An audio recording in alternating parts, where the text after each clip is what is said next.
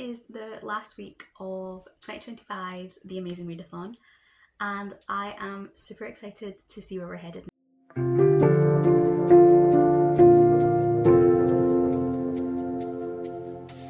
My run of luck on guessing which locations we will be going to has kind of dried up over the past 4 or 5 legs, so I genuinely have no idea where we're heading next. In my last Amazing Readathon vlog, I had just finished the main leg prompt for Sivernage, and I said I would give you an update about any sightseeing I did there in this vlog. I actually did a fair bit of sightseeing. I really focused in on some of the short stories that I had on my Kindle. As I said in previous vlogs, I picked an author a few months ago and bought 20 of their short stories because I really love their writing, and I've been using them really effectively to do lots of sightseeing throughout this month. So the 3 short stories that I picked up for this leg all fit for the sightseeing prompt to read a book from a self-published author or a indie press. The first was Agreements and Curses, and this is a Norse-inspired fantasy world where our protagonist has been sent from the real human world to this magical world as a sort of hostage exchange. The character that they are spending their time with, they're falling for, is a descendant of Loki, and it's to do with making sacrifices for your family and deals and arrangements, that kind of thing. The second was Dirk and the Weaver. This is about a small Scottish village shop owner who gradually develops a understanding, a relationship with a mysterious Fey Weaver who comes to town every now and again to pick up supplies. They're just both incredibly awkward. The third one was probably my favourite of the 3, and this was Strange Liberty. It's about a magical prison, and our main character is a Fae that can absorb life force, and he's accidentally killed someone and he has now been sent to this prison for manslaughter. The story just kind of deals with life inside the prison, and it had a very magical Prison Break or magical Oz type of vibe, and it had an ending that I completely did not see coming. So those were all self-published books. For the top rated sightseeing, the prompt was to read a book with a time of day in the title. So I finally picked up a book that has been on my TBR for a couple of months now, and it is the 3rd book in the Wolves of Willoughby Chase series by Joan Aitken, Nightbirds on Nantucket. This is a children's historical series. It was written in the 70s but set in the 1800s, and it's a kind of alternate history that just twists a couple of really high, almost irrelevant to the plot details. I think one of them is that wolves have been reintroduced to Britain, and then the stories spiral off from there. Honestly, the alternate history I don't really think matters that much, at least in the 3 that I've read so far. What is interesting about these books is the protagonists in these 3 have constantly changed, and I don't think it's kind of intentional in like each character gets their own book. It feels very much more to me like Joan Aitken had my issue, where she wrote a main character, wrote a side character that became far more interesting, and then just got bored of the original character and shifted. The first book was about 2 girls, Sylvia and Bonnie, and this travelling, I think he was a shepherd, Simon, that helps them. Then the second book is about Simon going to London, and he meets this kind of street urchin, Dido, who helps him. And then this book is Dido on a whaling ship, and then eventually in Nantucket. And from what I can tell, at least the next couple of books also follow Dido. Dido wakes up, she's been in a 10-month coma aboard a whaling ship, and while the crew are getting on with their job, travelling back to Nantucket, Dido is tasked by the captain to talk to his daughter, Dutiful Penitence, who has seen her mother die by falling overboard, who is she's holed up, she's isolated herself, and he's really concerned about her mental health. So Dido's job is to bring her out of her shell again, and the 2 kind of form a friendship. When they get to Nantucket, Dido offers to go with Penitence to meet her aunt, who is going to be looking after her while her father goes back to sea. And when they get there, they find out that the aunt is maybe not who she says she is.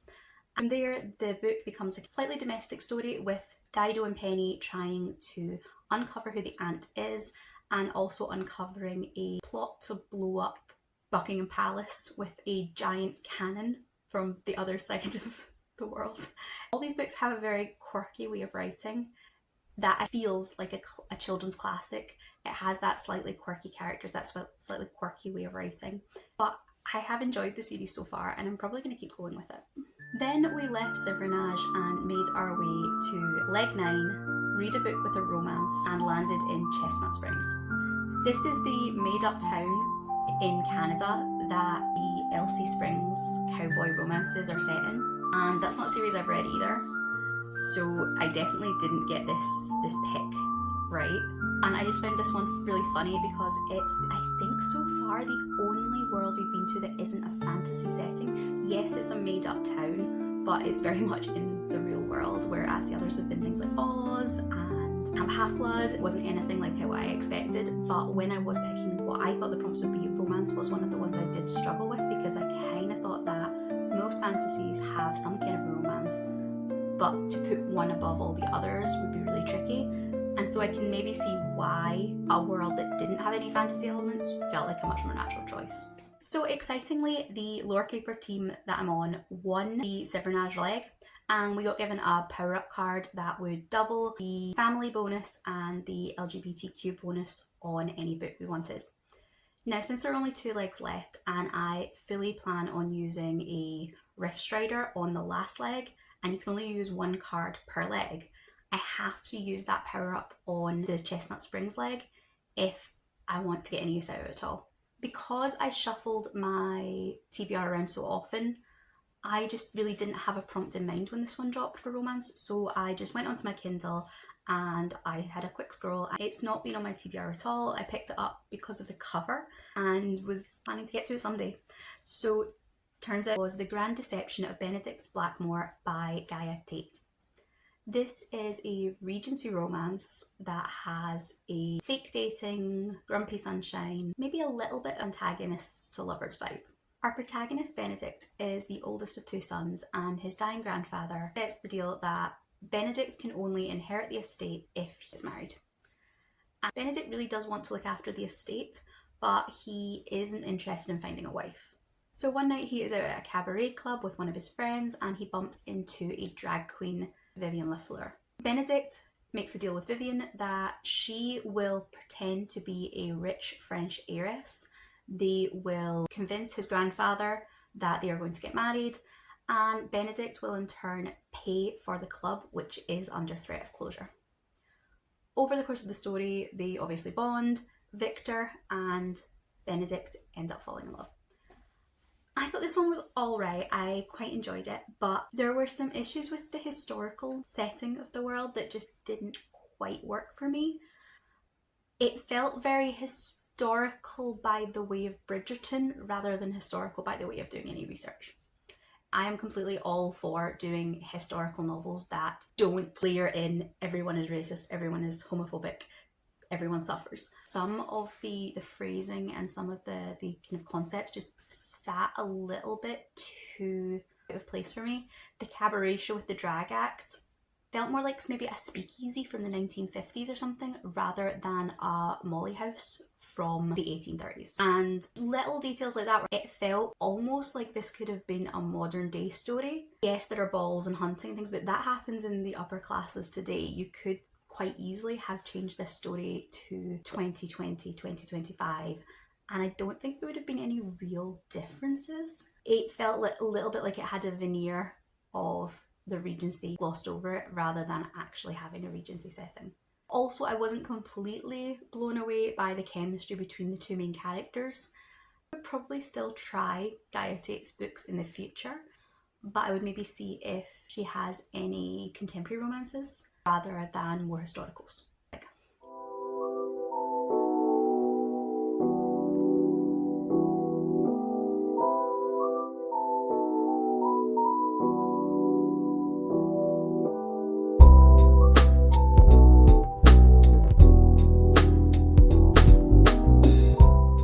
For my sightseeing prompts, I pulled the same trick as I did in Civernage. I picked 1 prompt that was the top rated points, and I just read short stories that fit that prompt. I ended up reading 1 short novel and 5 short stories, all by Josh Lanyon, for the prompt to read book with an author that uses a pen name. Josh Lanyon tends to write books that are male and then mystery to a greater or lesser extent and cosy through kind of noir. It was Seance on a Summer's Night. This is about a man who goes back to his aunt's estate, the woman that raised him. Her new husband has just died and supposedly there have been mysterious happenings in the house and he's trying to uncover the truth. I enjoyed that one. It maybe didn't blow me away, but it was a good story. It was definitely creepy in parts. I was listening to the audiobook and a few times I kind of did get a little shiver up my spine. So the short stories I read really quickly were In a Dark Wood, which is about two men looking for a haunted house that's supposed to be a serial killer's lair in the woods. A Case of Christmas, which is a second chance romance between an art cop, I don't know, the people that investigate art forgeries, and the insurance investigator who had 2 years previously been investigating him for maybe having stolen an item from one of the cases he was involved in. The Boy Next Door, which was another second chance romance, and this is about a kind of, he has been a boy detective, like very, you know, precocious and making the local papers and things when he was 12. And now he's an adult, he's looking to become a PI, and he has to get around the local chief of police. They were childhood friends, they were in a relationship in the past, but now he is kind of stonewalling our protagonist's PI license. Then there was Halloween is Murder. This was about two PIs who are looking for a missing person on Halloween and they end up going after vampires. Finally, there was Wizard Moon, which was more kind of epic fantasy setting. A young man is bought from the brothel he works in to go on a journey with a stranger and gets involved in a coup to bring down the evil overlord of a city. Of them all, I do think that the longer story, the Seance on a Summer's Night, was definitely my favourite, but I did also quite enjoy the A Case of Christmas book. Some of them did feel quite experimental, especially Wizard's Moon, which, as I said, was a fantasy, and I don't think they've written much fantasy at all. And I think that's maybe one of the nice things about short stories, is being able to see an author experiment in a genre that they might decide isn't for them, but you get to see them try it. We rode out of Chestnut Springs and headed to our final destination. This is one that had came to me very quickly, the idea that I would have put for this prompt, which was to read a book shorter than the last book that you read.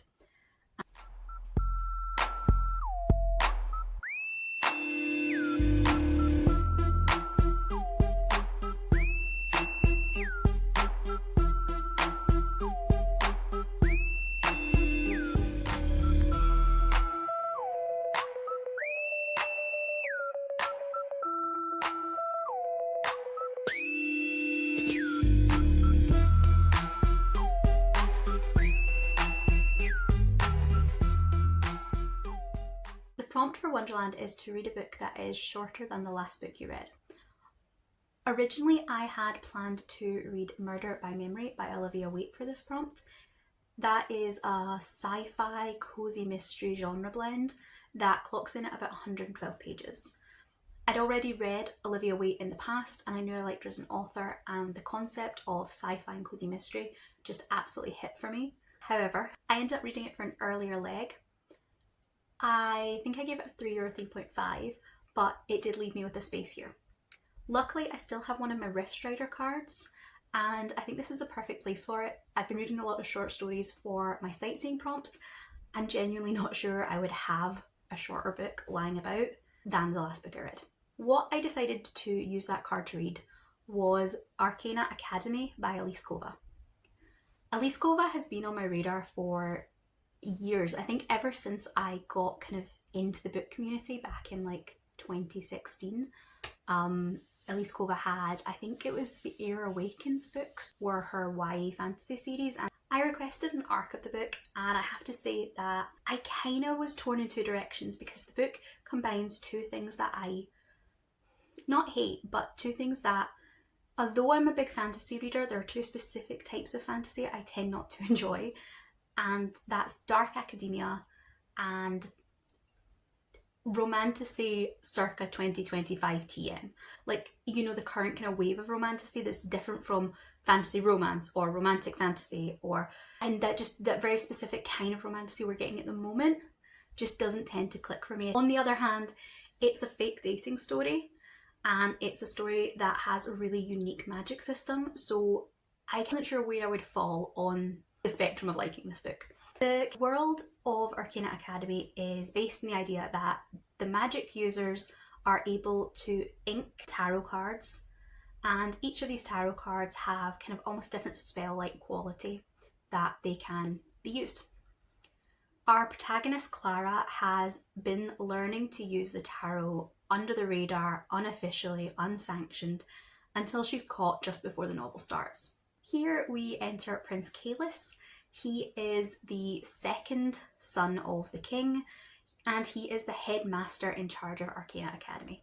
He essentially puts a proposition to Clara that he will waive the execution that she is in line for, on the assumption that she comes to Arcana Academy, studies how to properly use the cards, finds things out about different ways of using this magic, pretends to be dating him so that they can excuse her presence there, and ultimately helps him usurp his father's throne.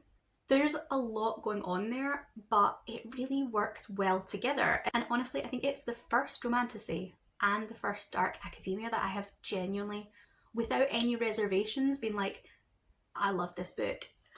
I'm not entirely certain whether I would put it at a 4.5 star, a 4 or 4.55, somewhere in that upper range. I do think I need to maybe sit with it for a couple of days before I fully settle into writing. At the moment, I'm a little too close to it.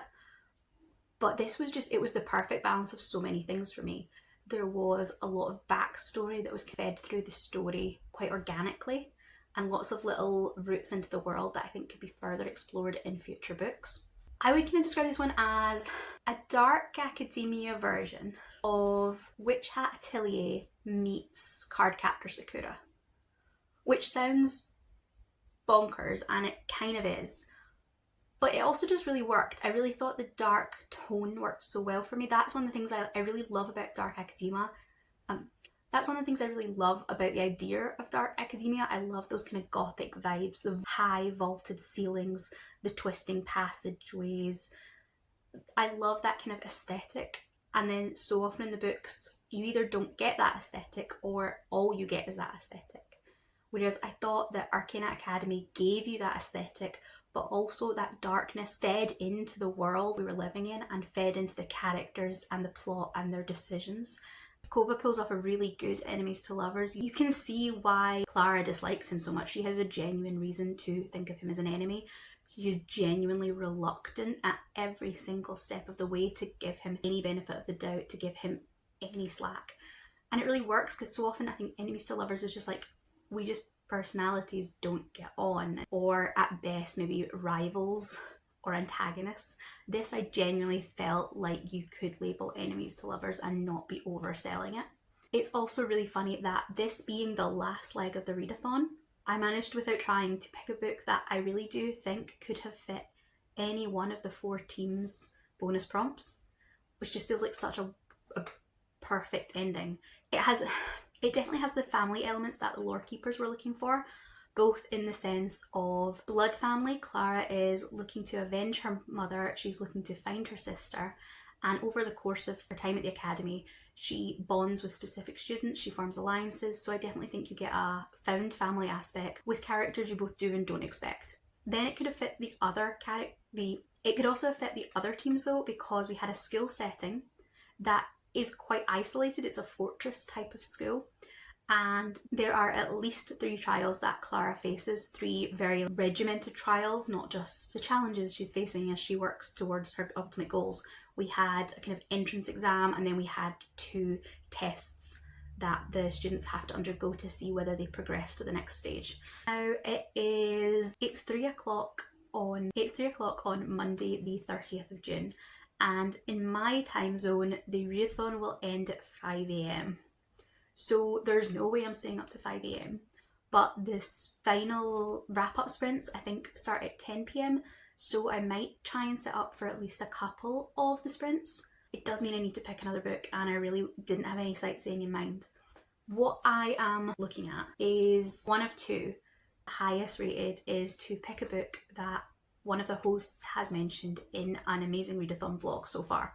So the two that I already have on my TBR, Direct Descendant, which was in one of Leandra's vlogs. That is a kind of, I think, cozy sci-fi eldritch horror small town type of story. And Late Bloomer, which was in one of Bree's vlogs. And that is, I think, a sapphic romance about a city girl who buys a farm, and then the small town farmer or florist that wants to run it. Direct Descendant is an arc that I have been meaning to read. I really need to read. Late Bloomer is a physical book that's on my shelf, and I picked that up at Rare last summer. I think the romance would go faster, and that might be the deciding factor. I will let you know, and I will give you a quick recap of the entire readathon in my next update.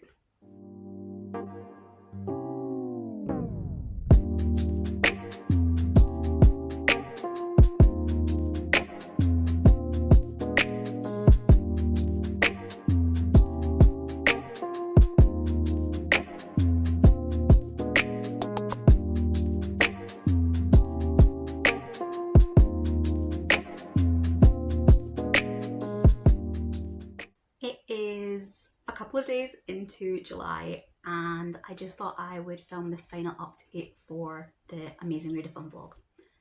I did end up picking up Tanya Huff's new book Direct Descendant, which I had seen in one of Leandra's vlogs. I didn't manage to get it finished during the readathon sprints. I didn't manage to get the entire thing finished before the end of the readathon, but I did finish enough to count it, and I've finished it over the past couple of days.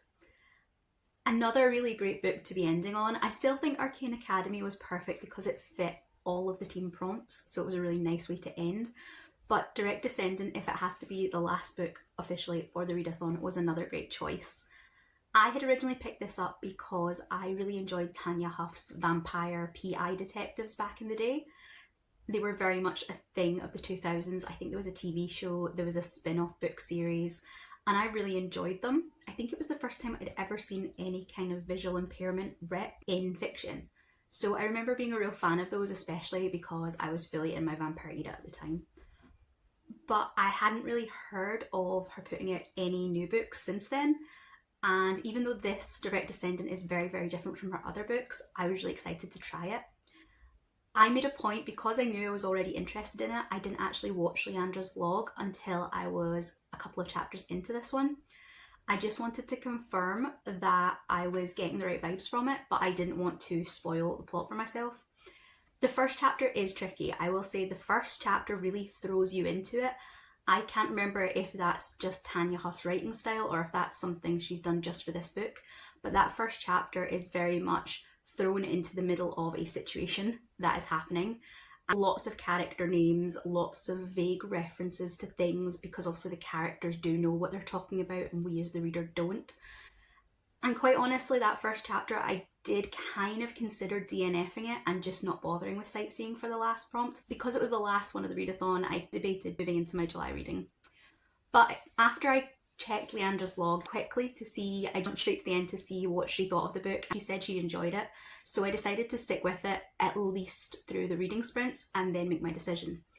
And I'm really glad I did, because by the time I had got to whatever point I did during the reading sprints, I was completely hooked on this book. I really loved it. It has very much that cozy small town feel, while also having eldritch horror creatures just happening to be around.